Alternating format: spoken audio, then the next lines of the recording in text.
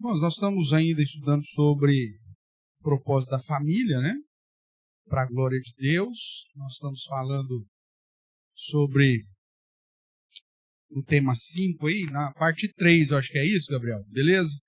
Então, a aula 5, família, lugar de adoração e serviço. Estamos já caminhando desse tema, melhor, desse subtema, e tratando agora de alguns exemplos de famílias que fizeram do ambiente familiar um lugar de adoração e serviço ao nosso Deus. Nós vamos dar início à nossa aula, portanto, fazendo uma oração. Convido você mais uma vez a elevar seu pensamento a Deus. Oremos. Pai querido, muito obrigado por mais esta manhã que o Senhor nos dá. Obrigado porque o Senhor tem nos sustentado. Obrigado pelo privilégio, ó Deus, de podermos investir do nosso tempo na adoração, no serviço ao Senhor, como famílias que foram alcançadas pela Tua graça. Obrigado por todos aqueles que aqui estão, por todas as famílias aqui representadas, que o Senhor continue nos abençoando, Teu Santo Espírito nos ilumine, ó Deus, e nos direcione nessa manhã, de tal modo que os exemplos que usaremos, ó Deus, no estudo dessa manhã, dos nossos irmãos do passado, sirvam para nos conduzir a colocar em prática aquilo que o Senhor também deseja de cada um de nós. Obrigado pela salvação em Cristo Jesus e pela nossa igreja. Nós oramos em nome de Jesus Cristo. Amém. Então, vamos lá, irmãos. Recapitulando rapidamente, né? Nós estamos numa sequência aí, tratando sobre família. Já falamos que a família foi planejada por Deus, recebeu normas e propósitos de Deus. Tratamos das funções e papéis de cada parte. E aí estamos nesse tema quinto aí, que é a família é o lugar de adoração e serviço. Nós vimos que nós recebemos, mesmo antes do pecado, 3 mandatos, né? Mandato familiar social, crescer e multiplicar, encher a terra. Mandato cultural, né? Quando Deus dá ordens para que Adão realize atividades ainda no jardim, antes do pecado. E o mandato espiritual, que basicamente era obedecer ao Senhor e algo que eles não fizeram, e portanto nós colhemos os frutos aí do pecado e de toda a depravação que o pecado acabou trazendo sobre nós. Vimos também que a família, dentro do mandato espiritual, litúrgico, acaba sendo um lugar, obviamente, para servir e adorar ao Senhor, uma vez que o homem é um ser religioso. Nós vimos em Romanos que o Senhor mesmo colocou dentro de nós, no nosso coração, na nossa mente, a semente da religião, de modo que a própria consciência nos julga, ora nos condenando e ora aprovando o que estamos fazendo. Então, essa lei de Deus gravada no nosso coração nos conduz a todos a saber que devemos servir e adorar alguma coisa. Vimos também por Romanos que, infelizmente, os homens deixaram de servir o Criador, como Paulo diz, né, o qual é bendito eternamente, amém, e começaram a servir e adorar a criatura. E quando nós olhamos para o ser humano de um modo geral, inclusive nós, se não tomarmos cuidado, o nosso próprio coração, de fato, vai nos conduzir a adorar alguma coisa.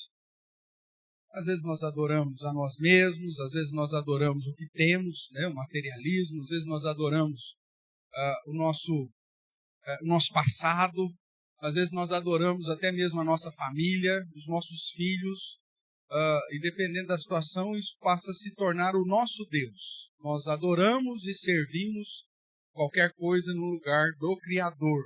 E isso é um risco que, inclusive, aqueles que se declaram servos de Deus correm. Tem gente que adora até a igreja, né? Adora e serve mais a igreja do que a Deus. O ministério, né? Muitas vezes, o departamento que ela é responsável. Né? Então, tem gente que gruda no osso de tal forma que aquilo é o Deus dele, que se amanhã depois a liderança fala, nós vamos fazer um remanejamento, estamos formando liderança para o crescimento da igreja, então, por favor, você Nós vamos colocar alguém no seu lugar aí para fazer isso. Pelo amor de Deus, o negócio, o bicho vira demônio da Tasmânia, né? E cria maior confusão, porque aquele departamento, aquele ministério, aquela atividade passou a ser o Deus dela, né? Deus dessa pessoa. Então, cuidado. Às vezes até o servir a Deus, entre aspas, pode se tornar o seu Deus. Tá? Então é isso que nós estamos falando. Porém, a família sempre foi chamada para adorar e servir ao Deus Criador. Afinal de contas, quem constituiu a família foi o próprio Deus. Tudo isso nós já observamos. Vimos da responsabilidade geral das Escrituras de fazer da família um lugar para adoração e serviço a Deus. Tá bom?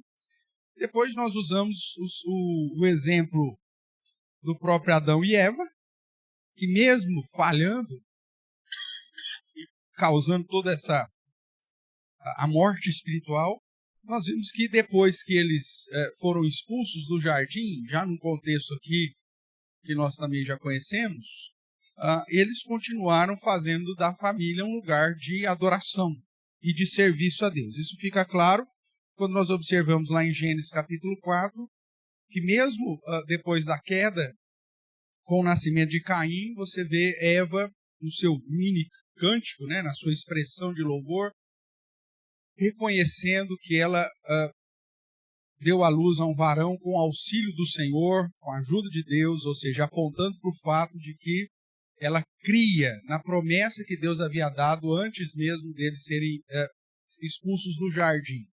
Deus falou que o descendente da mulher pisaria a cabeça da serpente, e a declaração de Eva indica que ela creu nisso. Só que ela só errou quem era o descendente, né? Ela diz, adquiriu um varão com o auxílio do Senhor, ou do Senhor. Então a ideia é que na cabeça de Eva, Caim já fosse o descendente da mulher, o filho da mulher que pisaria a cabeça da serpente. Infelizmente ela estava errada e que ainda tinha que passar uma série de situações até que o Messias de fato viesse, o descendente de fato viesse. Mas a expressão dela demonstra fé, demonstra que ela acreditou na promessa do Senhor. Outro detalhe que nós vimos é que eles ensinaram os seus filhos, né? Tanto Caim e Abel, no final de determinado tempo, vir apresentar ao Senhor uma oferta de adoração. Então eles ensinaram essa prática de serviço, litúrgica, de adoração no final de uns tempos. É assim que o texto vai nos dizer. E indica, portanto, o ensino prévio associado a um coração verdadeiro, porque aí nós temos o caso de Caim, que obedeceu o que ele aprendeu, no final de uns tempos ele veio adorar ao Senhor, só que o texto vai deixar claro que o problema é que o coração dele não estava na adoração. Eu tenho defendido a ideia que a oferta de Caim não era o problema. A oferta, Deus depois na lei cerimonial vai aceitar o fruto da terra como adoração. Então o pessoal que fala, não, é porque Abel trouxe das primícias e Caim trouxe do fruto da terra. Né? Aí a pergunta é básica. Você tem um pé de jabuticaba lá na sua casa. Como você define a primícia? Quais foram as primeiras jabuticaba que amadureceu ou as primeiras que nasceram? Tem como você saber? Não, não tem. Então como você vai pegar a primícia do fruto da terra? É complicado. Qual que foi a primeira folha do hortelã que brotou? Então, o termo primícia qualifica a oferta de Abel, não desqualifica a oferta de Caim. O problema de Caim não foi a oferta, o problema de Caim foi o coração. Tanto que Deus diz, se procederes bem, não é certo que serás aceito.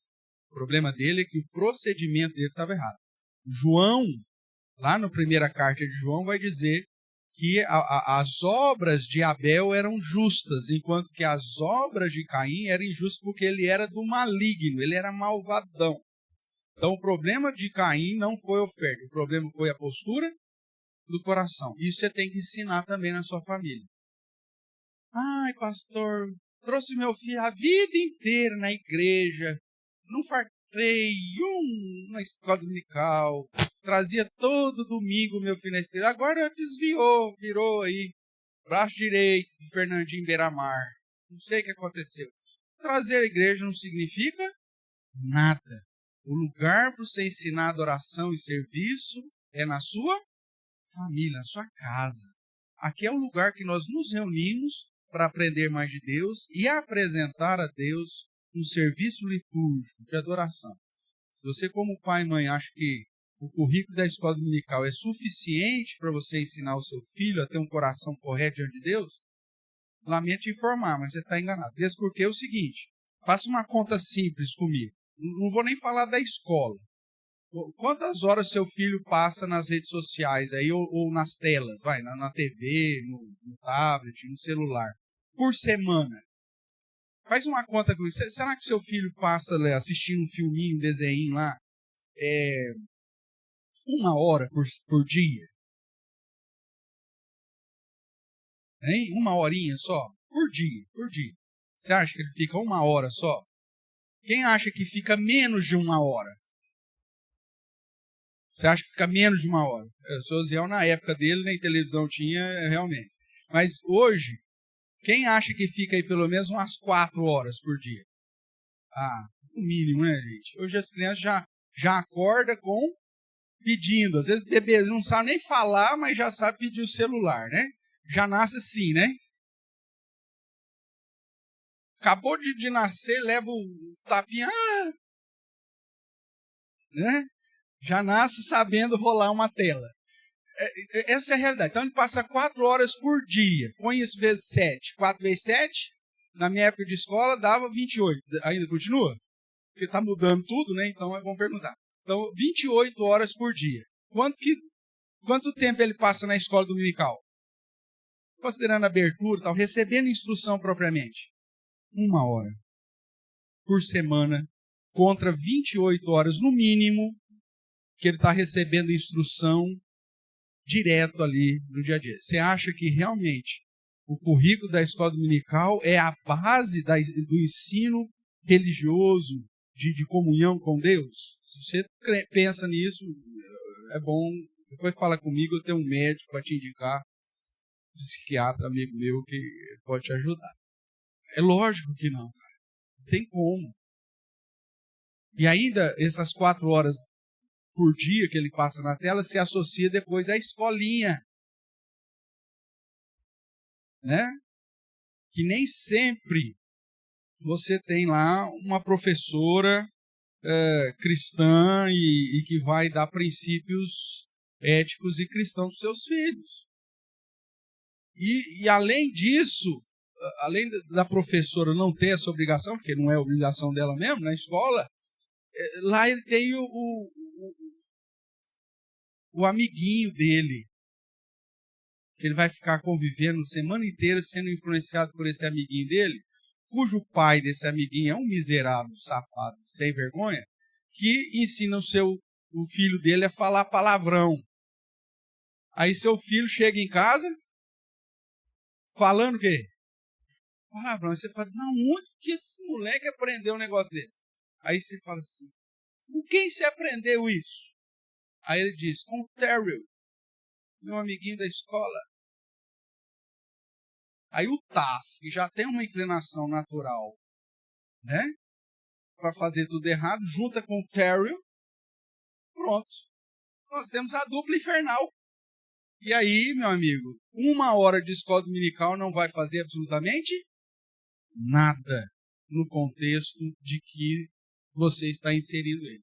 Se você não fazer da sua casa um lugar de adoração e serviço, você já perdeu essa guerra. E não adianta chorar. Que a hora de fazer é agora.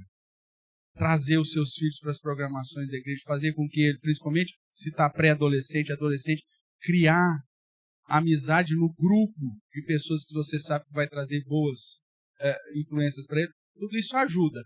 Mas o que vai contar é lá, na sua casa.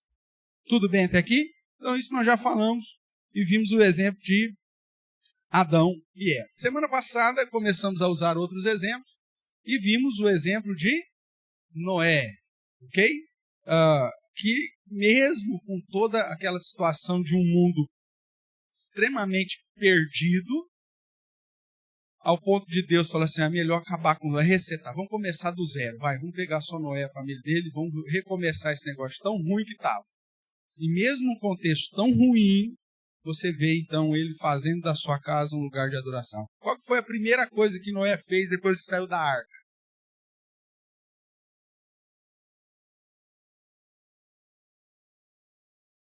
Um altar. Um altar para adorar ao Senhor e apresentar ao Senhor um holocausto, uma oferta. Ok? Então, a prioridade da família era a vida de serviço e adoração ao Senhor. Ele vai investir, irmãos, nas coisas do Senhor. A sua família precisa ser um lugar que vai investir nas coisas do Senhor. Os nossos filhos já têm toda a inclinação pecaminosa possível e imaginável dentro deles. Né? Como eu já falei para vocês, a gente já vem com HD completo, só que as pastas estão zipadas, né? De todos os pecados. Pecado do roubo, da mentira, do homossexualismo. Qualquer pecado que você pensar, está ali. Está dentro de nós. Nós já nascemos com esse pacote completo, como descendente de Adão. Aí as oportunidades, as situações vividas, o contexto vivido, você vai clicando em cada uma dessas páginas. Aí o problema é que você clicou, dissipou, né? E aí, meu amigo, você está pronto para fazer qualquer coisa. As coisas mais absurdas. Ai, pastor, eu não.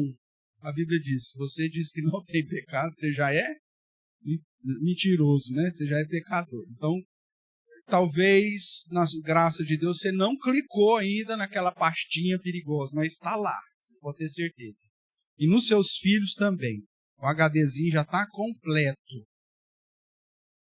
Você fala assim, não, meu filho não, seu filho sim. Então, se você não tiver atento a ensiná-lo a lutar e aprender dentro do padrão desde pequenininho, você vai sofrer com algumas experiências que poderiam ser evitadas se nós estivéssemos mais atentos àquilo que acontece dentro da minha casa, da nossa própria casa. Né? Você fala assim, pastor, mas como que foi? A minha casa não foi diferente da sua, irmãos. Eu já disse isso aqui, não tem problema nenhum repetir. Eu quase perdi os meus filhos para as ideologias desse século. Alguns mais, outros menos, é verdade, mas todos eles receberam fortes influências das ideologias desse mundo. E se não fosse a graça do Senhor, você fala, pastor, mas o senhor cozinha, não é graça, irmãos. É lógico que a gente faz, tenta fazer, mas erra mais do que tudo também. Como pai, a gente erra sempre. É só perguntar para a Duda, seu pai erra, Duda? Ela tem a lista completa. Ainda mais a Duda, que é a mulher do relatório lá em casa. Então ela tem a lista completa. Então não é pelo que você faz, você tenta. Você tenta, e é graça de Deus. Mas se você nem tentar, aí a chance passa de ser chance e vira a ser uma realidade. Não tem mais a chance. Não, agora é certo, é isso que vai acontecer. Então cuidado.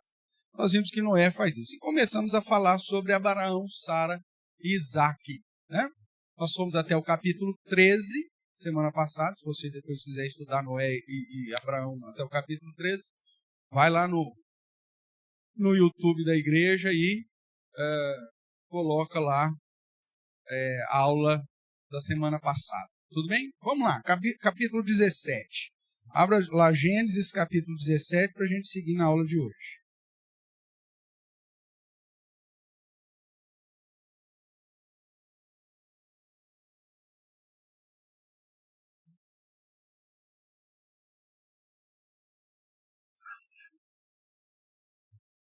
Nós temos aqui um momento chave da história de Abraão, onde Deus muda o seu nome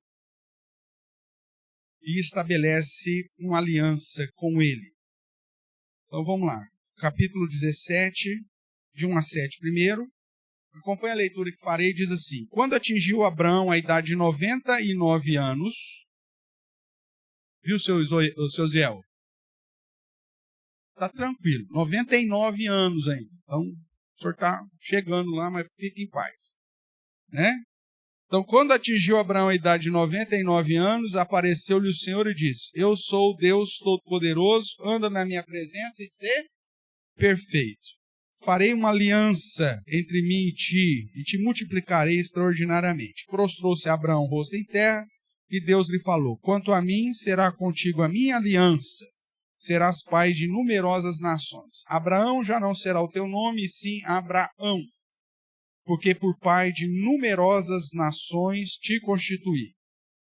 Far-te-ei fecundo extraordinariamente, de ti farei nações, reis procederão de ti. Estabelecerei a minha aliança entre mim e ti e a tua descendência no decurso das suas gerações. Aliança perpétua, para ser o teu Deus e da sua descendência. Então Deus faz uma aliança com Abraão e promete então que ele será pai de numerosa nação. Aí lá no verso 15, você encontra, a partir do 15. Disse também Deus a Abraão: a Sarai, tua mulher, já não lhe chamará Sarai, porém Sara. Abençoá-la-ei, e dela te darei um filho. Sim, eu a abençoarei, e ela se tornará nações. Reis de povos procederão dela. Assim se prostrou Abraão, rosto em terra, e se riu, e disse consigo: a um homem de 100 anos há de nascer um filho? Dará à luz Sara com seus 90 anos? Disse Abraão a Deus: tomara que viva Ismael diante de ti. Deus lhe respondeu: de fato, Sara, tua mulher, te dará um filho, e lhe chamarás Isaque. Estabelecerei com ele a minha aliança, aliança perpétua para a sua descendência. Veja, irmãos, aqui nós temos um caso, você conhece a história de Abraão, sabe que Sarai era estéril e ela dava filhos a Abraão, ela tinha uma escrava, uma concubina, e ela então fala assim: olha, coabita com a minha escrava e suscita aí descendência, e nesse contexto nasce Ismael. Né? Mas Deus chega para ele e fala: não, meu amigo, eu não trabalho com jeitinho. Deus não dá jeitinho nas coisas. Deus cumpre com as suas promessas. Veja que Abraão até riu e falou assim: que Ismael então seja crente, né? E Deus falou: não, meu amigo, não é Ismael não, é de Sara mesmo. Você vai ter um filho, mesmo você com 100 anos, ela com 90, para mim isso não é problema, eu não dou jeitinho e minha promessa será aplicada sobre você. Mostrando que Deus tinha um propósito para essa família. Tudo bem até aqui? Vamos passar lá para o capítulo 21, então. 21, vamos dar um salto aí, versos 1 a 8. Visitou o Senhor a Sara, como lhe dissera. O Senhor cumpriu o que lhe havia prometido. Sara concebeu e deu à luz um filho a Abraão na sua velhice, no tempo determinado de que Deus lhe falara.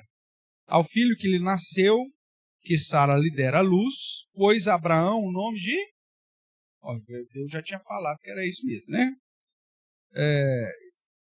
E Abraão circuncidou o seu filho Isaque quando este era de 8 dias, segundo Deus lhe havia ordenado. Vamos parar até aqui. Lembra lá de Gênesis 17, Deus estabeleceu uma aliança perpétua com Abraão, que todo menino, né, todo macho nascido em sua casa, comprado, ou seja, dentro do contexto da época, seria circuncidado, receberia o sinal que nós chamamos de sinal da aliança de Deus. Hoje nós sabemos que o batismo substituiu, mas na época era circuncisão. E aí você vê que dentro desse contexto já de família, a primeira coisa que Abraão faz ao nascer o seu filho, com quantos dias, diz aqui o texto? 8, que era o que Deus havia determinado. Com 8 dias ele circuncidou o seu filho. Ele aplicou sobre o seu filho o sinal que Deus havia estabelecido, o sinal que falava: eu vou ser o seu Deus e o Deus da sua descendência. Deixa eu tratar um pouquinho desse negócio aqui. Irmãos, nós como uma igreja reformada que crê na aliança, nós somos aliancistas. E quer ser uma igreja aliancista. Por isso nós chamamos Real Aliança. Não é isso? Por que somos aliancistas? Porque nós cremos que Deus tem uma aliança com os seus desde o começo de todas as coisas. E que nessa aliança Deus promete ser o meu Deus e o Deus da minha descendência. Ah, pastor, significa que todo filho de crente vai ser salvo? Não. Você tem os próprios exemplos aqui do Antigo Testamento. Abraão vai circuncidar Isaac e circuncidar Ismael. A Bíblia não aponta para a certeza de salvação de Ismael, muito pelo contrário, porque a herança seria chamada em Isaac. Isaac tem quantos filhos? Isaac casou com quem primeiro? Vamos ver se eu tenho que rematricular você lá para o berçário. Isaac casou com quem? Rebeca. E teve quantos filhos? 2. Quais eram o nome dos filhos? Esaú e Jacó. Tudo bem? O que Deus fala? Os 2 filhos foram circuncidados. Os 2 receberam o sinal da aliança. Mas o que Deus fala a respeito de Esaú e Jacó? Que um ia ser salvo e o outro não. Então não é porque você aplicou o sinal da aliança que significa que seu filho é salvo.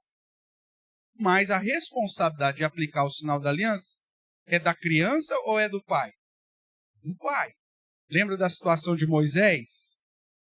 Moisés escreveu o Pentateuco, escreveu toda a história aqui, e aí quando ele teve os seus filhos, ele não circuncidou. Aí o anjo, está lá em Êxodo, comecinho, capítulos 3, 4, o anjo veio matar Moisés. Por quê? Porque ele negligenciou a aliança com o Senhor. Aí Zípora vai e lança uma pedra, lembra disso? E aí então faz a circuncisão dos meninos e aí então livra Moisés desse juízo aí. Mas veja, a aliança de Deus é com os pais. De ser o seu Deus e o Deus da sua descendência. O que vai acontecer na perspectiva de salvação eterna dos seus filhos? Isso aí não é culpa sua, isso aí é a ação de Deus. Deus é que sabe dessas coisas. Mas da responsabilidade sua de aplicar o sinal da aliança ou de obedecer o mandamento do Senhor é do pai e da mãe. Nós vivemos dias que o Juninho é que manda em casa, né? E aí na cabeça de muito pai que despreza a palavra do Senhor e a aliança que Deus estabeleceu, uma aliança perpétua. O que significa perpétua? Para sempre, eterno, para todo sempre. Se é perpétuo, está valendo. Então, o que aconteceu? Quando Deus estabelece uma aliança perpétua e você diz, o Juninho quando crescer, ele decide o que ele vai fazer. Não. A responsabilidade de aplicar o sinal da aliança é sua. Como uma família que é um lugar de serviço e de adoração. Aí me permita-me, eu sei as perguntas que estão passando em sua cachola nesse instante, então me permita-me tratar delas. Né? Pastor, mas o que seria o sinal da aliança hoje? Eu falei, seria o batismo. Mas batizar crianças não é coisa de católico?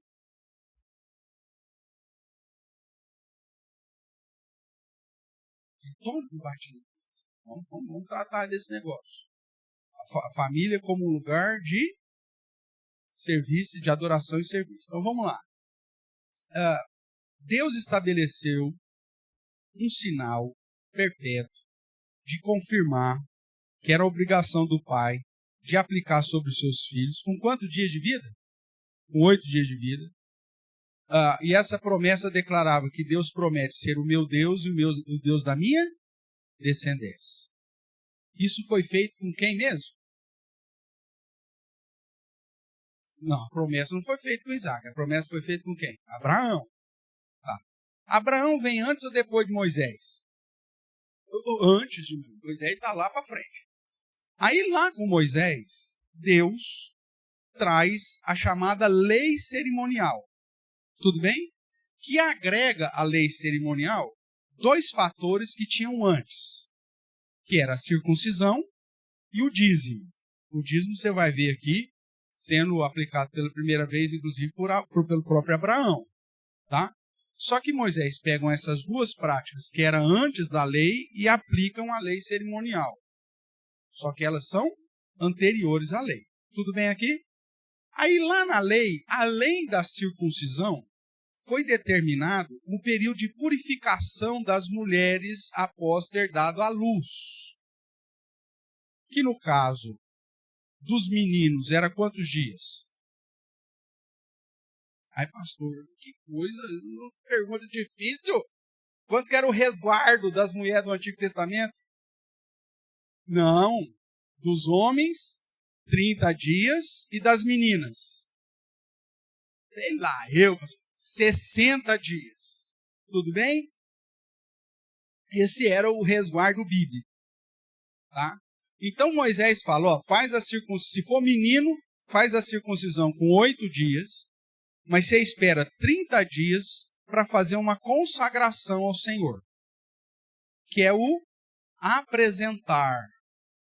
Tudo bem? E nessa apresentação, exigia o que na apresentação? Um holocausto. O que era o holocausto? Sacrificar algum animalzinho. Quais eram os animais que eram exigidos? No caso da purificação da mulher. Um cordeiro, ou, se você tivesse meio ruim de grana, 2 rolinhas. Tudo bem? A apresentação de crianças exclui a circuncisão? Vamos ver?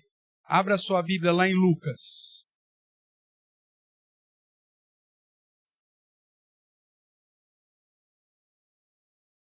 Evangelho, segundo nos escreveu o Dr. Lucas, capítulo de número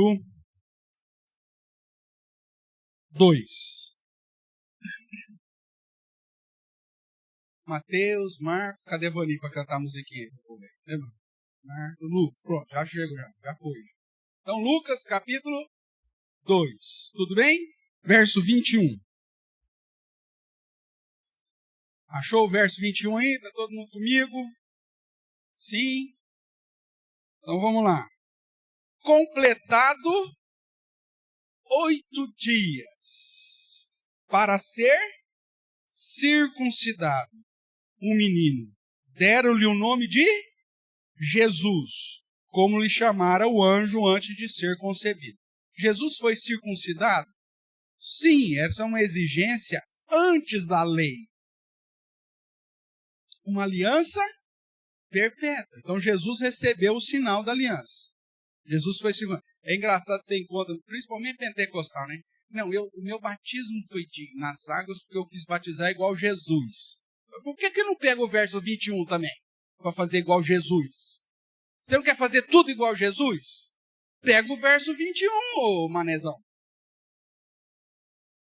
Não, verso 21 não dá, né, pastor? Verso 21 não, mas Jesus foi circuncidado. Tudo bem? Quer fazer igual Jesus? Procura um açougueiro aí, porque hoje o pastor já não faz mais isso. Mas procura um açougueiro aí e resolve o seu problema. Tá bom? Você vai fazer? É lógico que não faz. O cara só faz aquilo que ele acha que deve fazer. Mas, então Jesus foi circuncidado no 8º dia. Continuemos o verso 22. Passados os dias do quê? Da purificação deles, segundo a lei de Moisés, levaram-no a Jerusalém para fazer o quê? Apresentar ao Senhor. Conforme está escrito onde? na lei do Senhor. E ele vai citar aí, né, Êxodo 13, ele vai citar lá: todo primogênito ao Senhor será consagrado, e para oferecer um sacrifício, segundo o que está escrito na referida lei. E aí ele vai citar Levítico 12, um par de rolas ou 2 pombinhos. Se você for lá para a lei, Levítico, você vai ver que era um cordeiro, ou as 2 rolinhas, ou os 2 passarinhos aí que ele fala, dependendo da situação financeira. José estava em crise, né? Marcenaria não estava indo muito bem, esse negócio lá do recenseamento, ele teve que vir sair da cidade, a marcenaria ficou parada, depois veio, né, toda aquela situação, então ele estava meio perdido, então levou 2 rolinhas. Tudo bem? Isso para fazer a apresentação de acordo com que lei? A lei de Moisés, a lei cerimonial. O que a maioria das igrejas fazem hoje em relação às crianças? Aplicam o sinal da aliança ou fazem a apresentação? A apresentação. Então significa que essas igrejas que fazem a apresentação, eles estão seguindo o quê? Uma aliança perpétua que Deus estabeleceu antes da lei, ou uma prática dentro da lei? Uma prática dentro da lei. Questão: a obra de Jesus Cristo pôs fim à lei cerimonial. Sim ou não? Você tem que trazer oferta de holocausto hoje? Você tem que matar algum cordeiro hoje? Você tem que trazer alguma rolinha, alguma pombinha para fazer oferta hoje? Não. Os holocaustos cessaram. Jesus cumpriu a lei cerimonial. Então, tudo que estava na lei cerimonial, nós já estudamos que a lei é dividida em moral, cerimonial e judicial. Então, tudo que está na lei cerimonial foi cumprido em Cristo. Então, apresentar uma criança hoje ao Senhor, baseado na lei cerimonial, não tem base bíblica. Porque é como se você falasse assim, o que Jesus fez não foi suficiente, eu tenho que guardar esse ponto da lei. Só que aí você guarda um ponto da lei de modo errado ainda. Porque se fosse guardar o ponto da lei para apresentar as crianças, somente qual criança deveria ser apresentada? O primogênito. Só que você tem 20 filhos, o que eles fazem hoje? Apresenta os 20 filhos. Já erra aí. Segundo, tinha que trazer um holocausto. Só que no holocausto não faz. Não, mas você está, então, capenga ainda. Eu estou pegando metade da lei só. Então, a prática de apresentação de crianças não tem amparo legal bíblico.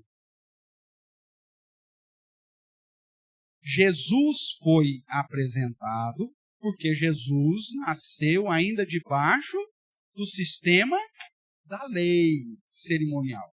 Ele cumpre rigorosamente, e o sacrifício de Jesus como Cordeiro de Deus acabou com o sacerdócio levítico e acabou com toda a lei cerimonial, inclusive apresentar crianças. Sim ou não? Essa é a prática. Pastor, mas o que nós faz com as crianças? Qual sinal foi estabelecido antes da lei? A circuncisão. Ah, pastor, então é a circuncisão? Não, a circuncisão era o sinal da aliança. A circuncisão, segundo Paulo, em Gálatas, em Efésios, foi mudada para qual sinal? O batismo. Tanto que lá no Antigo Testamento, quando um adulto se convertia, que sinal que ele recebia? A circuncisão. No Antigo Testamento, presta atenção na pergunta. Estou lá no dia de Abraão, lá, alguém se converteu. Né? Eu, 50, me converti. Qual que era o sinal que eu tinha que receber para me fazer, entre aspas aqui, judeu? Circuncisão. Ia lá no templo e, Né? Recebia-se me converti velho, é assim que tem que ser. Ali agora, eu tenho um filho, depois eu tenho um filho. Aí o que eu faço com esse filho? Com 8 dias de vida, eu aplico o sinal sobre ele. Tá claro aqui ou tá meio confuso o que eu estou falando? Tá tranquilo? Então tá. Então, se um adulto se converte, recebia circuncisão. Se esse adulto depois tem filhos, os seus filhos agora com 8 dias, menino, né? Recebe o sinal da aliança. Porém, o sinal da aliança mudou. A circuncisão passa a ser o batismo de Jesus, não o batismo de João Batista, hein? O batismo de João Batista era um batismo de arrependimento para lavagem de pecados. Por isso que tinha que ser no rio. Você lava. Eu sei que seu filho faz isso de vez em quando. Você manda ele tomar banho, ele liga o chuveiro, moe 2 olhos. Assim. Tomou banho, Juninho? Tomei. Não, mas banho para tirar a sujeira, você tem que entrar dentro d'água. Mas sim, então batismo de lavagem de pecado era por imersão. Representava lavar o pecado. E aí a grande questão, por que Jesus recebeu esse batismo? Se Jesus não tinha pecado? E aí? Vamos lá ver a resposta? Vai para Mateus. Então veja, Jesus foi circuncidado e Jesus foi apresentado. Tudo bem? Vai lá para Mateus 3.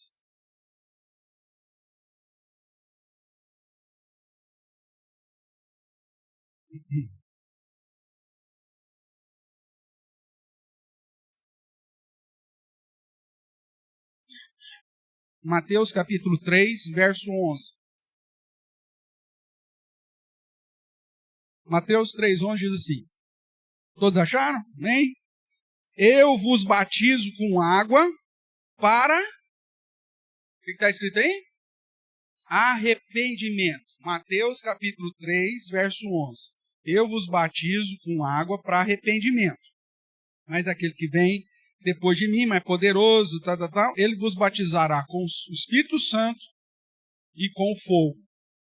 Nós já estudamos isso, vimos que é o batismo de conversão, o batismo de condenação. Tudo bem? Então, João Batista está pregando batismo de arrependimento. Aí, o que acontece? A partir do verso 13, melhor dizendo, Mateus 3,13, ele diz assim, por esse tempo, dirigiu-se Jesus da Galiléia para o Jordão, a fim de que João batizasse. Ele, João, porém o dissuadia, dizendo, eu é que preciso ser batizado por ti e tu vens a mim? Mas Jesus lhe respondeu, deixa por enquanto, porque assim nos convém fazer o quê? Cumprir toda a justiça. Então, João admitiu batizar Jesus. Batizado Jesus, saiu logo da água, eis que lhe abriram os céus e viu o Espírito de Deus descendo como pomba, vindo sobre ele, e eis uma voz do céu que dizia, esse é o meu filho amado, em quem tem prazer ou quem me comprazo. Então, vamos lá. Jesus tinha pecado? Nenhum. O batismo de João era de arrependimento para remissão de pecados. Isso vai ficar claro em Mateus, vai ficar claro lá em Marcos, vai ficar claro em Atos 19, em vários textos que diz que o batismo de João Batista era para lavagem de pecado. Jesus chega para receber o batismo e João fala assim, meu amigo, eu preciso ser batizado por ti, você vem a mim, como que eu vou fazer um negócio desse? E Jesus fala, meu amigo, é preciso para que se cumpra a justiça. Que justiça? De Jesus ser o meu representante. Quem que me justifica diante de Deus? Jesus. Jesus recebe um batismo de lavagem de pecado, de remissão de pecado, mesmo sem não tendo pecado nenhum, para que eu e você não precisemos passar por esse batismo. Ele faz isso no meu e no seu lugar. Porque se Jesus não tivesse recebido o batismo de João Batista, nós teríamos que receber 2 batismos. O batismo de remissão e depois o batismo da aliança. Quer ver exemplo bíblico disso? Abra sua Bíblia lá em Atos 19. Pastor, mas nunca vi isso. Não estou falando que eu acho. Estou lendo textos bíblicos com você. Atos 19.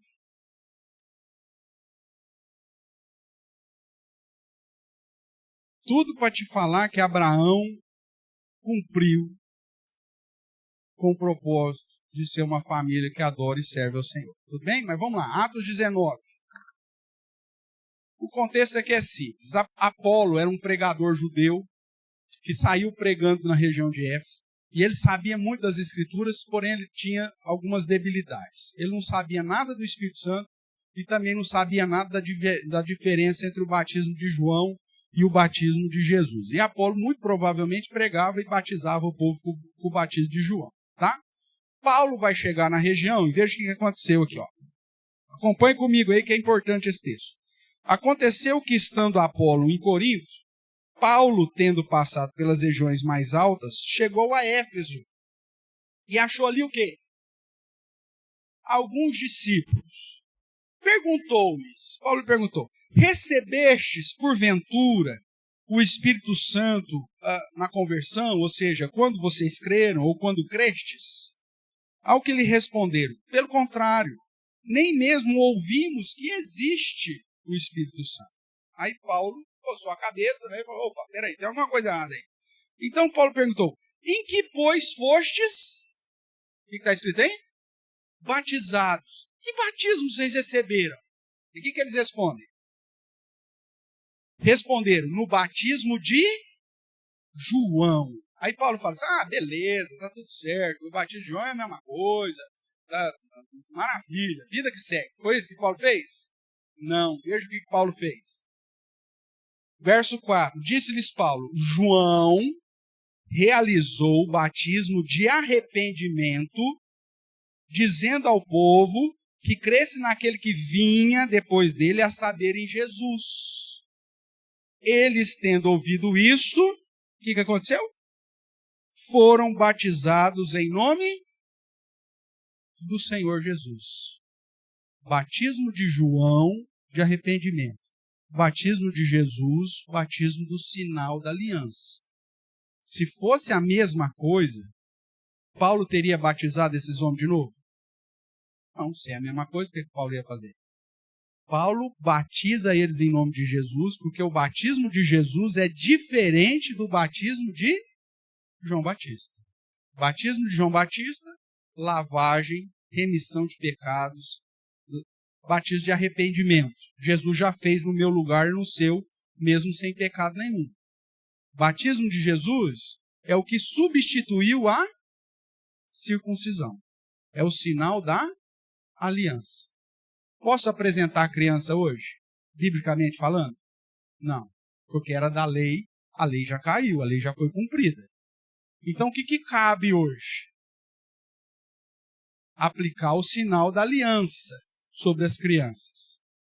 Lembra, uma aliança perpétua. A aliança continua a mesma, só muda o sinal.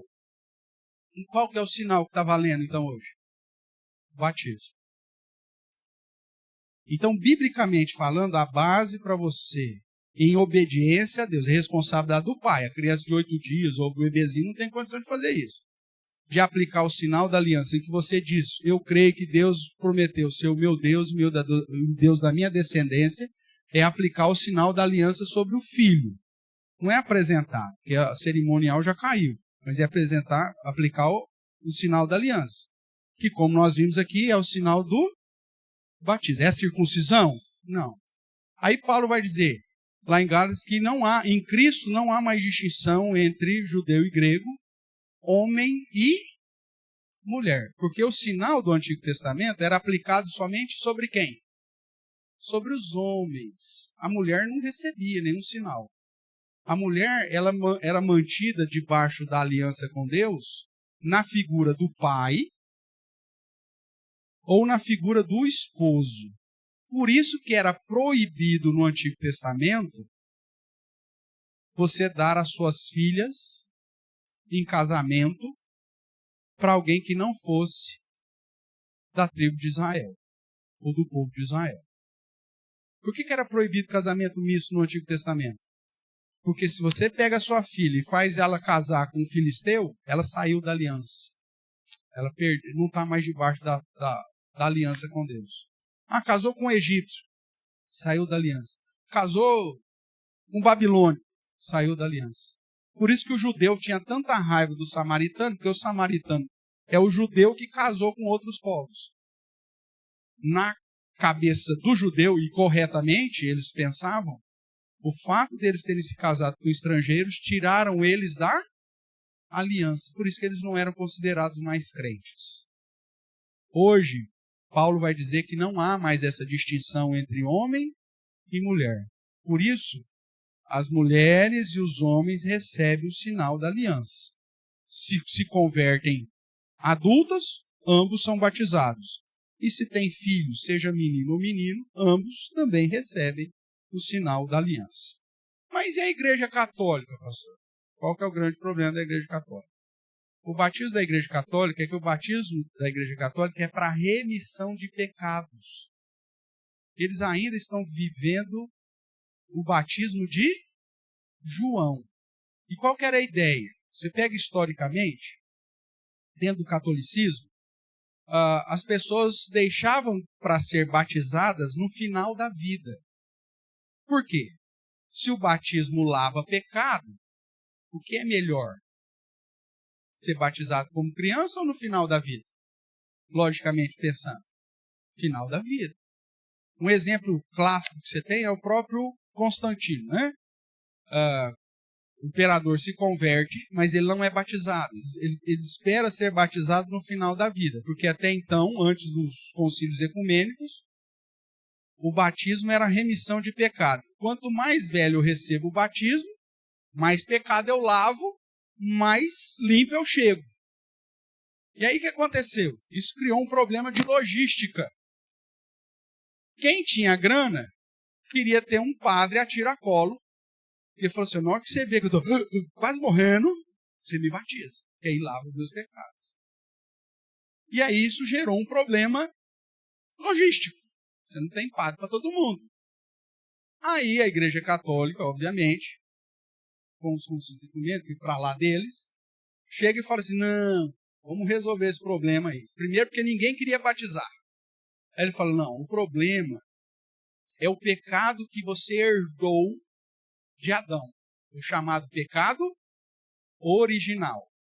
Já ouviu esse termo, provavelmente. Então, quanto mais cedo você se livrar do pecado original, melhor. Aí o que os caras fizeram? Tiraram o batismo de remissão, que era do final da vida, e trouxeram o batismo de remissão para o início. Mesmo porque a mortalidade infantil também era um negócio absurdo. Então eles começaram a aplicar o batismo para crianças, mas o batismo de aliança? Não, batismo de remissão de pecados. E aí, só que aí surgiu um iluminado e falou assim, mas e os pecados que eu cometer durante a vida agora?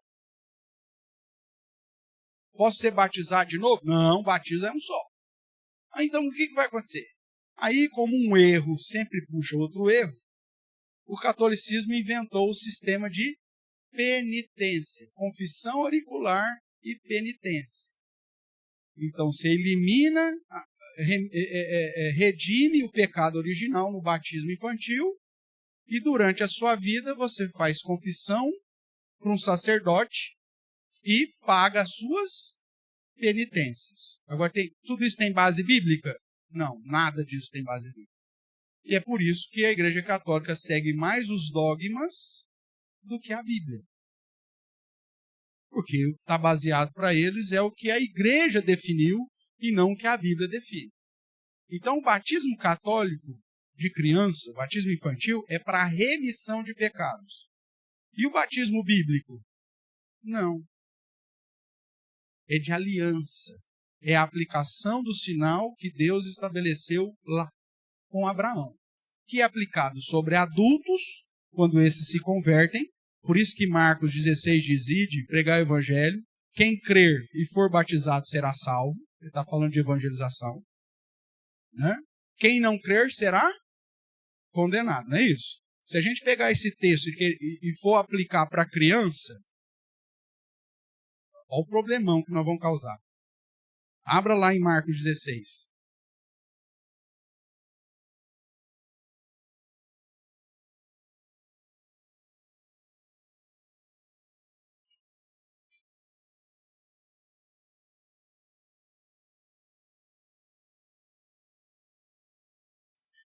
Marcos 16, último capítulo de Marcos, verso 15 e 16.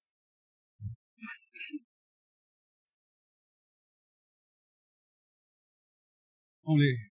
Acompanha aí. Todo mundo achou? Marcos capítulo 16, verso 15. Aqui é Jesus falando, né?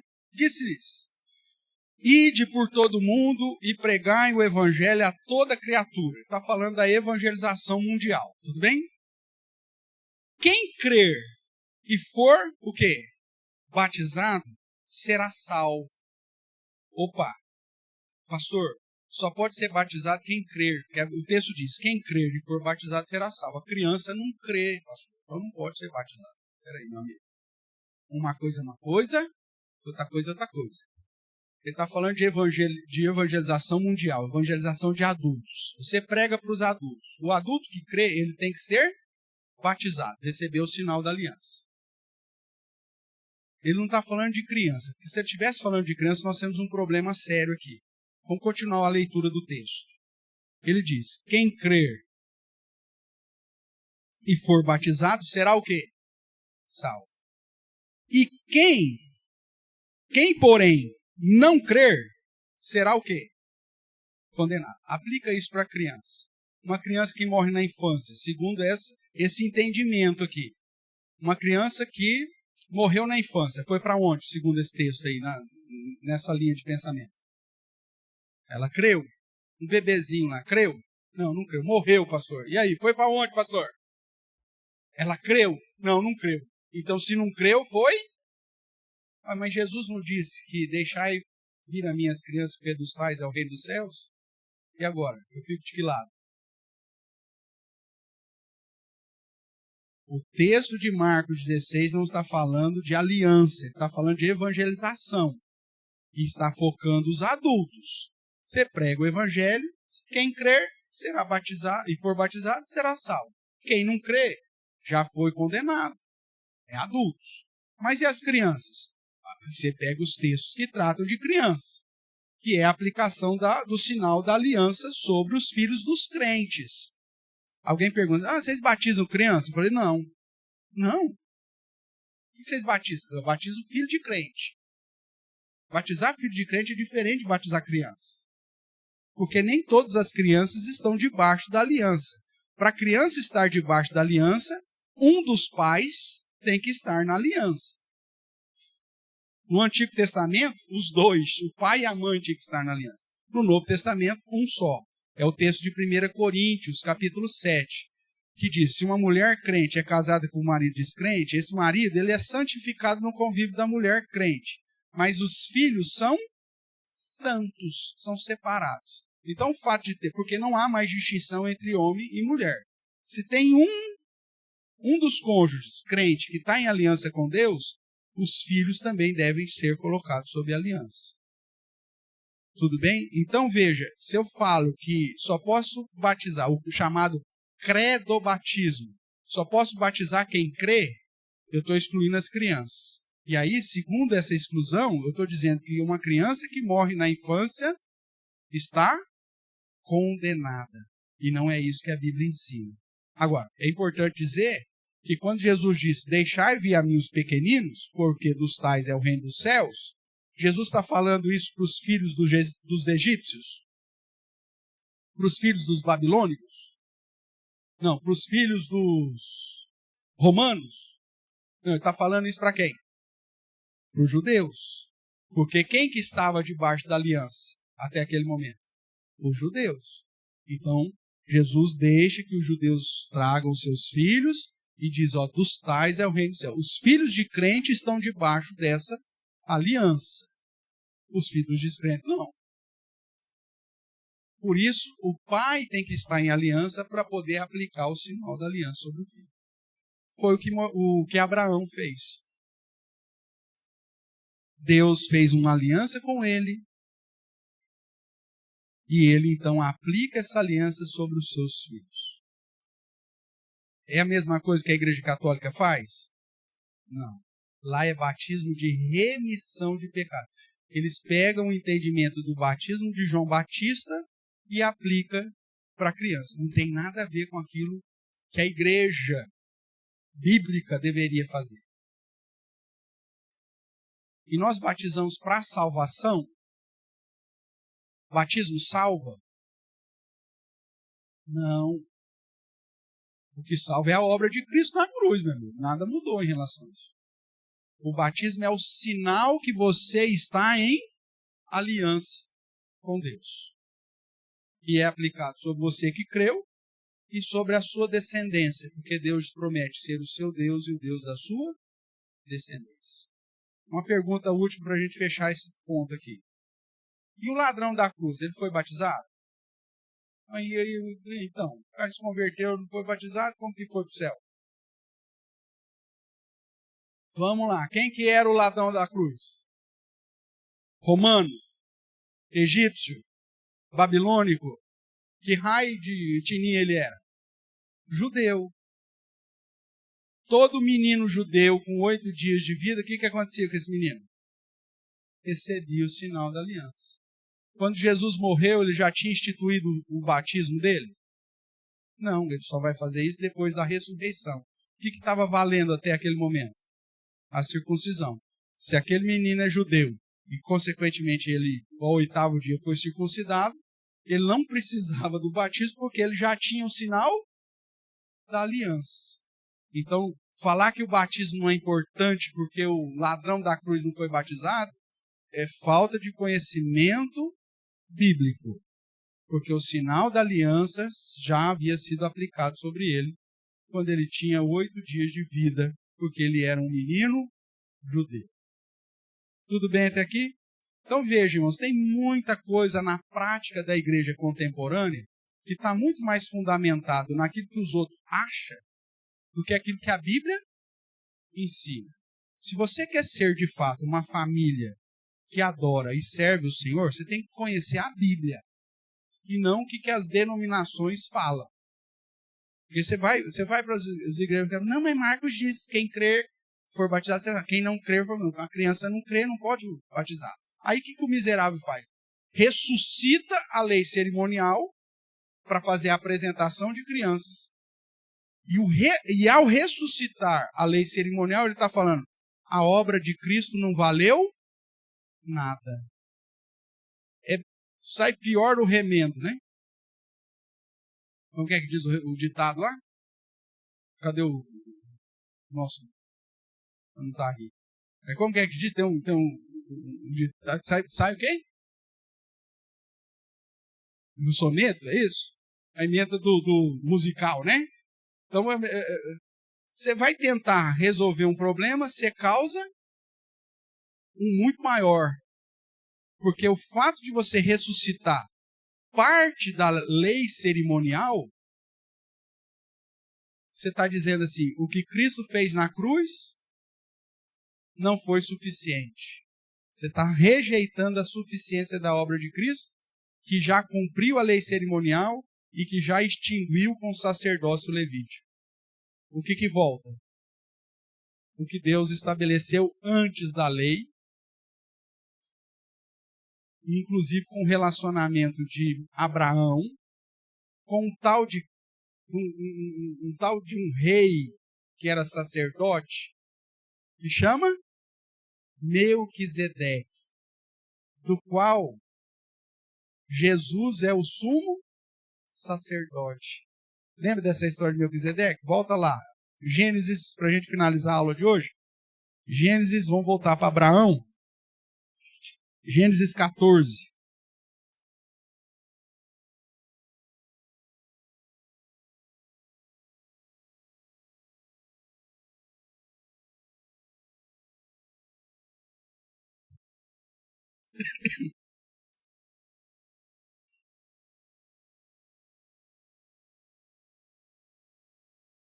Veja aí, Gênesis 14, a partir do verso 18. O que aconteceu? Abraão tinha um sobrinho lá, tal, todos enriqueceram, teve uma guerra lá entre vários reis. Abraão vai, socorre o seu sobrinho, acaba ficando com o despojo da guerra. E aí nós temos o contexto aqui, então, de Gênesis 14, verso 18.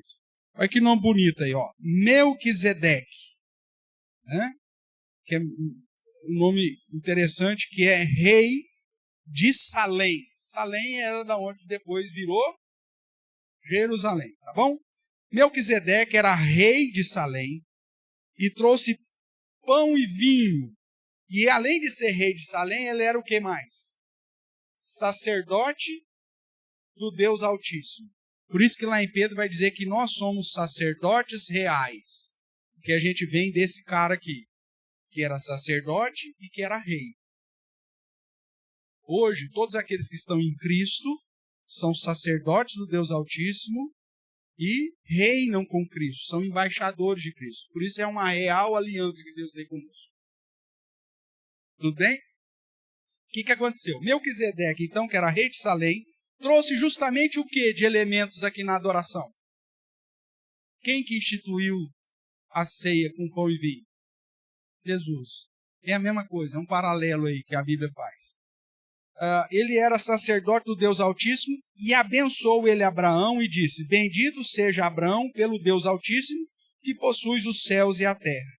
E bendito seja o Deus Altíssimo que entregou os teus adversários nas tuas mãos. E de tudo lhe deu Abraão o quê? O dízimo. Então veja, antes da lei cerimonial, em Abraão, o nosso pai da fé, foi estabelecido a prática dizimal e a prática do sinal da aliança, lá em Gênesis 17. Isso vieram antes da lei de Moisés. Quando a lei de Moisés veio, ela agregou essas práticas, porque essas práticas já eram comuns. Quando a lei cerimonial cai, tudo que a lei cerimonial exigiu, sacrifício, as festas cerimoniais, ou seja, tudo que estava envolvido ao cerimonialismo, caiu em Cristo, foi cumprido em Cristo. O que volta? O que foi estabelecido antes. Vamos lá para Hebreus.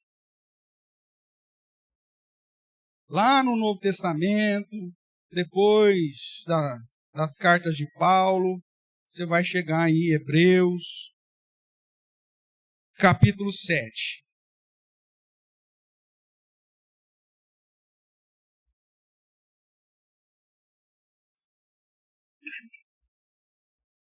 Nós já estudamos isso, mas eu quero relembrar com você, tá? Fazendo essa conexão de Gênesis 14 com Hebreus 7. Hebreus 7 vai dizer assim: porque qual que é o nome que aparece aí? Melquisedeque. Quem que é esse Melquisedeque? O que nós lemos agora há pouco lá em Gênesis 14, tudo bem? Que era rei de Salém e sacerdote do Deus Altíssimo, e que trouxe pão e vinho e recebeu o dízimo de Abraão, tudo bem? Então ele diz assim: porque este Melquisedeque, rei de Salém, sacerdote do Deus Altíssimo, que saiu ao encontro de Abraão quando voltava da matança dos reis e o abençoou, para o qual também Abraão separou o dízimo de tudo, primeiramente se interpreta rei de justiça e depois também rei de Salém. Então Melquisedeque, Meleque é rei, então rei de justiça, né? E rei de Salém. Ou seja, rei de paz. Presta atenção agora quem que era esse Melquisedeque. Sem pai, sem mãe, sem genealogia, que não teve princípios de dias e nem fim de existência. Entretanto, feito semelhante ao Filho de Deus, que permanece sacerdote perpétuo ou perpetuamente. Tudo bem?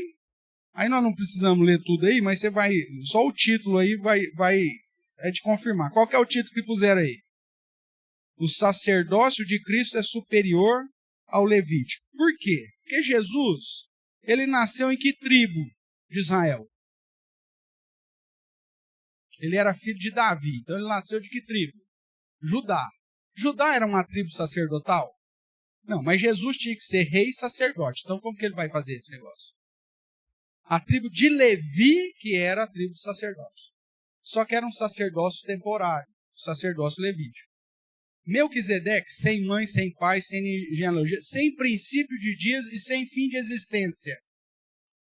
Quem que você acha que era Melquisedeque? Não tem pai, não tem mãe, é a manifestação do próprio Jesus. Tá? Uma teofania, que nós chamamos em teologia. Melquisedeque era o próprio Cristo, pré-encarnado.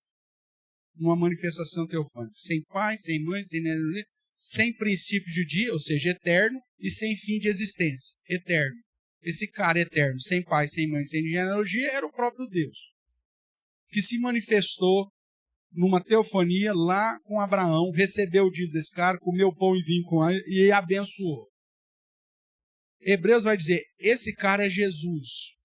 Por isso Jesus é o sumo sacerdote da ordem de Melquisedeque. Uma ordem que é perpétua. Uma ordem que começa, passa por cima de Moisés, da lei cerimonial. A lei de Moisés e o sacerdócio levítico cai, mas o sacerdócio de Melquisedeque permanece eternamente. Jesus é sacerdote, sumo sacerdote. Então ele é rei, porque nasceu na tribo de Judá, mas ele também é sacerdote, mas de uma ordem superior à ordem levítica. E ele cita aqui em Hebreus isso, se você quiser aí, vê aí o capítulo 7,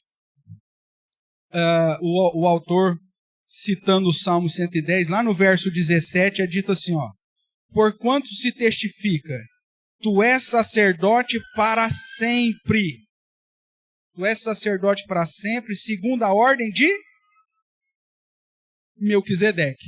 Então Jesus, ele é sumo sacerdote da ordem de Melquisedeque. Por isso ele cumpre a função de sacerdote e de rei ao mesmo tempo, como Melquisedeque era. Nós hoje somos sacerdotes, Jesus é o sumo sacerdote e nós somos sacerdotes dessa ordem. Da ordem que recebeu o dízimo de Abraão e da ordem que ao mesmo tempo no próprio Deus estabeleceu um sinal de aliança perpétuo. Por isso que o sacerdote de Melquisedeque é perpétuo. Então o sinal que conta hoje, irmãos, é o sinal da aliança que nós falamos para você, passou a ser o batismo. A apresentação de crianças não tem base bíblica para você fazer isso. O fato, não vou batizar os meus filhos e vou deixar eles crescer. Você está negligenciando uma ordem explícita de Deus, de uma aliança perpétua. Então, se você quer ser um lar que serve e adora o Senhor, você tem que começar a obedecer os mandamentos que o Senhor mesmo deixou e que são perpétuos, que estão valendo, dentro da supremacia da obra de Cristo, que não ressuscita a lei cerimonial, mas que obedece um sinal que Deus estabeleceu antes da própria lei de Moisés. E a casa que adora e serve ao Senhor começa com o cumprimento de votos. Por isso que eu fico meio tiririca da vida de vocês, porque esse conhecimento vocês já tinham, e aí nascem os seus filhos, vocês vêm aqui na igreja, e aí vocês aplicam corretamente o sinal da aliança sobre eles, nos quais você promete ensinar os seus filhos a andar nos caminhos do Senhor, a trazer os seus filhos na casa do Senhor, a fazer da sua casa realmente um lugar de serviço de adoração. E tem miserável que vem aqui e apresenta o filho, eu só vou ver o filho no dia do batismo e no dia da formatura que o miserável vem. Pastor, tem como o senhor fazer um culto ecumênico que o Juninho formou? Ainda vem aqui e me pede uma miséria dessa. Ou vontade de bater. 18 anos sumido, rapaz. Batizou a criança e nunca mais veio na igreja, nunca mais veio na igreja. Aí depois, o Juninho formou. Só que lá agora é o seguinte, pastor, é o senhor um pai de santo, um diácono da igreja católica, e padre não gosta de fazer isso também. O senhor tem como ir lá? É um culto ecumênico da formatura do Juninho? Mas vou nunca. Nem precisa vir pedir.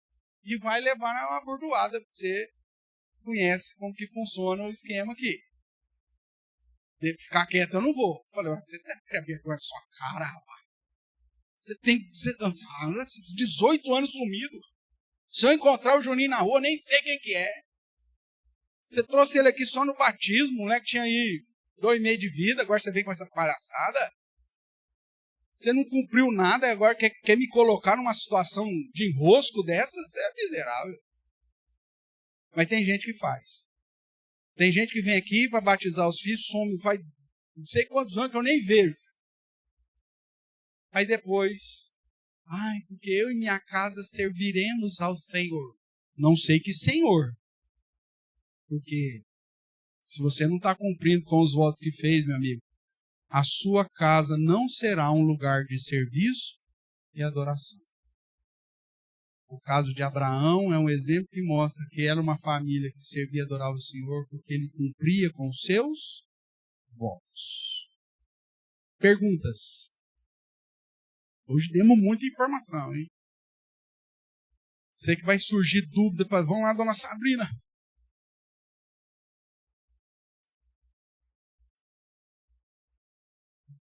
O que fala da nacionalidade dele, você tem, por exemplo, onde que ele morreu? Onde que ele morreu, o ladrão da cruz? Em Roma? Constantinopla? Cairo? Onde que ele morreu? Jerusalém. Então, se ele era de Jerusalém, ele era da Judéia. Primeiro. Segundo, tudo indica que o malfeitor, ele é malfeitor na perspectiva dos romanos. Tá? Historicamente, quem eram os judeus que se levantavam contra Roma? Eram os zelotes. Já ouviu falar dos zelotes? Você tem lá fariseu, saduceu, zelotes, ou seja, tem vários grupos dentro dos judeus. O zelote era o grupo judeu armado. Era o judeu que era tão zeloso que ele entendia que ele tinha que pegar em armas e lutar contra o império opressor. Então, e isso fazia dele um malfeitor em relação a Roma, que era o império. Mas o fato dele lutar contra o Império Romano, num contexto da Judéia, ser morto em Jerusalém e declarar o reconhecimento do Messias, quando ele diz, tanto é que a fala ainda do ladrão da cruz é interessante porque ele diz assim: lembra-te de mim quando entrares no teu reino. Por quê? Porque para o zelote o reino ainda ia ser aqui. E Jesus pega e fala: tá bom, meu amigo, hoje mesmo estarás comigo no meu reino. Não, no paraíso. Então, essa fala dele mostra que ele acreditava na vinda de um Messias que estabeleceria um reino. Só quem cria nisso? Judeu. Jerusalém. Quem morava em Jerusalém? Judeu. Quem que lutava contra o Império Romano? Você podia morar em Jerusalém e ser romano, mas lutando contra o Império Romano, quem que era? Judeu. Então são todos esses dados que acabam induzindo ou nos conduzindo a entender que ele era judeu. Judeu mesmo. Porque, não era de Israel, não. Porque naquela época já tinha dividido o reino do norte e do sul. O que sobrou de fidelidade era o povo judeu, o povo da tribo de Judá e um pedaço de Benjamim. Mas basicamente era, por isso que é chamado de judeu. Por isso que é chamado de Judéia, a região que os judeus viviam. Então todos esses indícios nos dá uma grande margem de segurança de que esse homem era judeu. E se ele era judeu, obviamente, ele recebeu o sinal da aliança quando criança. Tudo bem? O que mais, irmãos? Vamos lá, senhor Aguinaldo.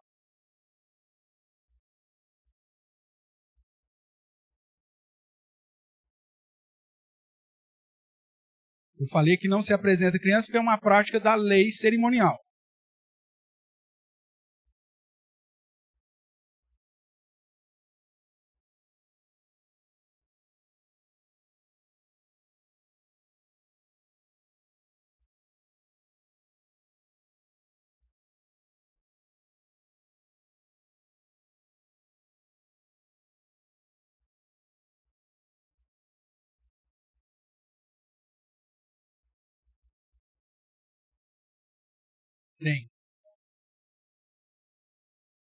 Tem muito pastor presbiteriano que devia estar fora da igreja presbiteriana.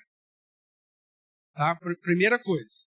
Tem muito pastor presbiteriano que, na verdade, não são presbiterianos, não conhecem a doutrina presbiteriana, não sei o que está fazendo aqui. Já devia ter ido embora há muito tempo. E tem uns que ficam anos dentro da igreja fazendo coisa mais esdrúxula que você pode falar. Inclusive, negligenciando o sinal da aliança, que é um negócio que, na minha perspectiva, não deveria ser negligenciado, porque, se for ler Gênesis 17:14, Deus fala, quem negligenciar a minha aliança será eliminado do meu povo. É um negócio sério.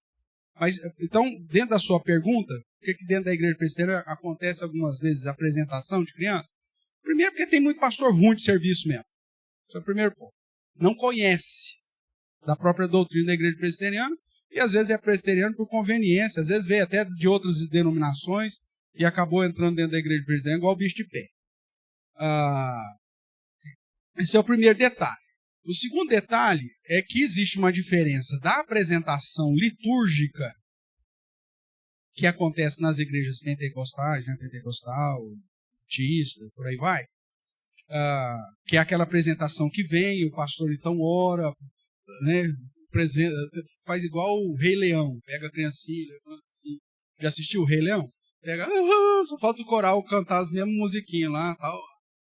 Se Deus não conhecesse a criança, levanta a criança, tal, aí ora. Tem igreja que unge as crianças, põe um olhinho na cabeça da criança. Já vi isso acontecer. Um pastor que saiu da igreja presbiteriana está fazendo isso agora. Então, essa é a apresentação litúrgica, que é o que assumiu o lugar da lei cerimonial. Está errado.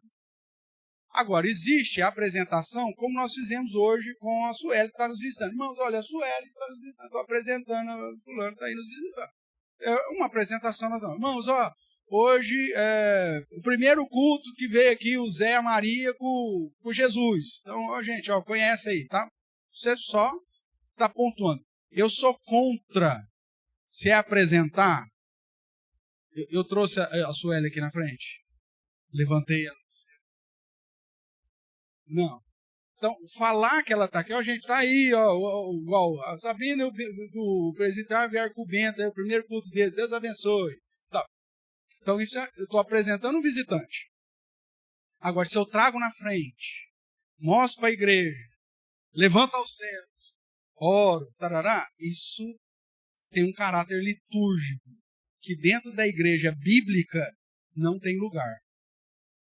Se a criança tem condição de vir à igreja com os pais, então você traz aqui na frente e já aplica o sinal da aliança nela. Esse seria o padrão. Porque o que a igreja discutiu é o seguinte, a igreja primitiva, qual era a discussão na igreja primitiva? A gente tem que batizar com 8 dias? Porque se a circuncisão era com 8 dias, será que nós temos que batizar com 8? Então a discussão que corria na época era se a gente tinha que ser literal em relação a 8 dias. E a igreja entendeu que não. Mas que tinha que ser feito tão logo pudesse. Tá? Então, esse negócio de trazer para apresentar, como não, eu só estou apresentando a criança, é para tentar agradar gregos e troianos. E isso não dá certo. Você tem que agradar o que a Bíblia diz. Então, no padrão, a criança vê a igreja, se ela não vai ser o batismo dela, sem problema. Então, você, fulano trouxe aí, fulano veio hoje aí, Deus abençoe, dá um abraço no fulano, não beija a mão da criança, você tem que falar que tem uns caboclos que não tem noção, né? Tal, aquela coisa toda. Mas, segue. E aí, tendo condição, se aplica o sinal da aliança. Porque senão confunde. Vou te dar um exemplo que nós vivemos. Na igreja anterior, tinha algumas famílias que apresentavam crianças ao invés de aplicar o sinal. O pastor negligenciava isso, e o conselho negligenciava isso. Tá? Erros. Sou amigo. Conheço, ao respeito, mas foi um erro. O cara negligenciou. Tanto é que eu vou te dar um exemplo. Eu só consegui arrumar, ainda não arrumei tudo, tá? Mas eu só consegui arrumar muitos casos na igreja agora recentemente. Eu tenho um exemplo aqui, por exemplo, da Jéssica. A Cris já era membro da igreja há muitos anos. A Jéssica foi batizada na infância? Não. Na igreja católica. Batismo de remissão. Quando veio para a igreja presbiteriana, foi batizada? Não. Foi apresentada. Aí agora, na profissão de fé da Jéssica, nós resolvemos o problema.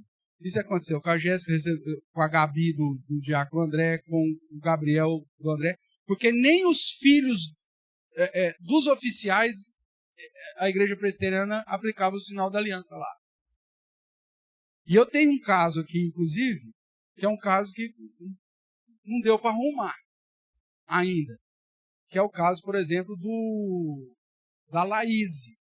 A Laís, que é a filha do presbítero Roberto, ela é um casamento misto, então só ela é crente, o marido não é.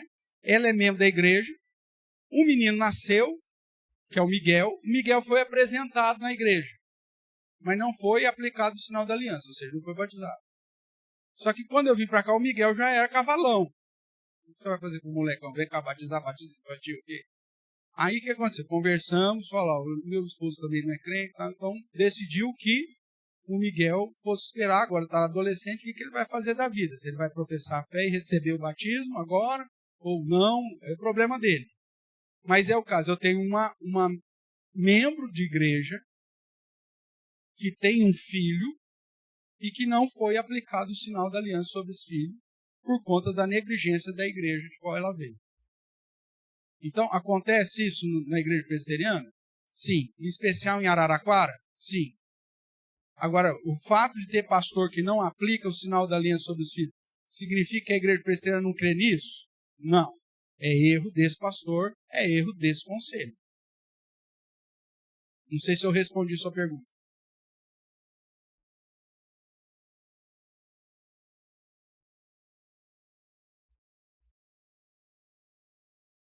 Gera o quê? Ah, gera um desconforto na igreja.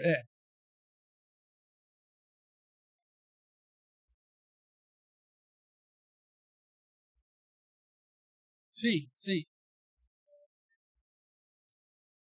Mas aí é que tem pastor que não conhece a Bíblia, né, cara? Aí é o problema do pastor que não conhece a Bíblia.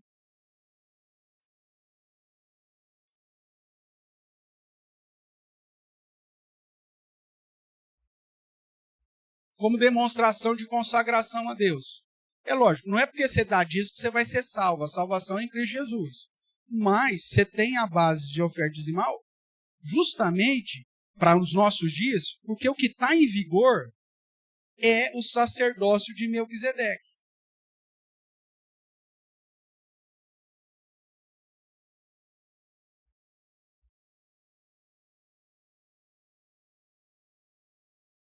Aí tem que pegar esses caras aí. Por isso que eu estou falando, tem pastor que está dentro da igreja presbiteriana que não devia estar.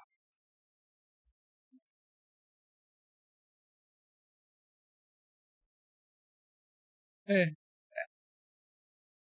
Então, mas é só você ler Gênesis 14, Hebreus 7 a 9, que você tem todo o argumento necessário para aplicar sob o sacerdócio de Melquisedeque aquilo que foi estabelecido antes da lei de Moisés, que já foi cumprida e que o sacerdócio levítico também foi cumprido. Só que os caras são tão ruins de serviço que eles preferem falar, por exemplo, quando você vai à igreja neopentecostal, você vai falar, vamos convidar os levitas para vir aqui, então, nos dirigir na... Só se eles levitam, né? Chegam lá e ficam levitando. Porque não tem mais levita. O sacerdócio levítico já era, meu amigo. A lei cerimonial já foi cumprida. O sacerdócio levítico já acabou. O que está em voga é o sacerdócio de Melquisedeque. Agora, se não estuda a Bíblia, aí vai passar vergonha mesmo. Aí vai ficar complicado. E o problema é que isso aí mancha a própria igreja, traz dúvida para a comunidade. As pessoas ficam, mas lá na igreja tal, o pastor tal faz diferente. Lá na igreja não sei o que faz diferente. O outro pastor diz que isso aí é heresia. Mas você estuda a Bíblia, vai ler na Bíblia e tal. Agora, deixa eu aproveitar para ele finalizar e dizer o seguinte. Independente do pastor que está te ensinando, meu amigo, o sacerdote da sua casa é você.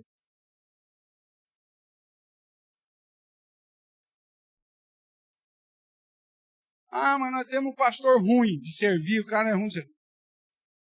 Na sua casa, o sacerdote continua sendo você. Alex, para a gente fechar.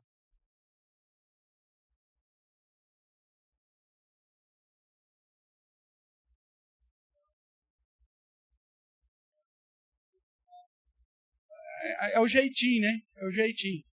Pô, eu não sou crente, eu não estou em comunhão com a igreja, então a avó vai apresentar. Né? Quer dizer, já faz errado e consegue fazer pior do que já estava errado. O ser humano é fantástico, né? Os seres humanos, eles são fantásticos. Vamos lá.